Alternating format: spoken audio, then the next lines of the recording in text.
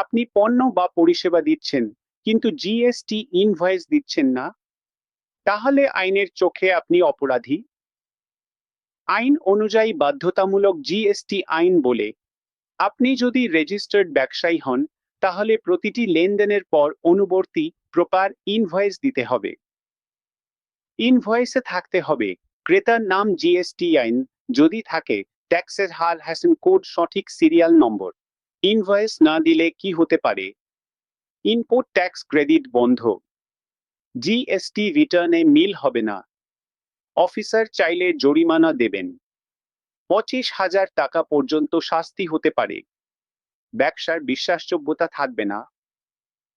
বাস্তব ঘটনা, অনেক ব্যবসায়ী ছোট ইনভয়েস বাদ দেন, পরে জিএসটি রিটার্নে মিসম্যাচ হয়ে নোটিশ, পেনাল্টি, এমনকি জরিমানা পর্যন্ত হয়।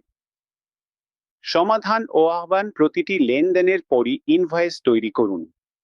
সফটওয়্যার বা মোবাইল অ্যাপে ইনভয়েস বান, জিএসটি আইন, রেট, আইটেম সব তথ্য দিন। আর এরকম 100 নিয়ম জানতে যোগাযোগ করুন। নিয়ম জানুন, ব্যবসা বাঁচান।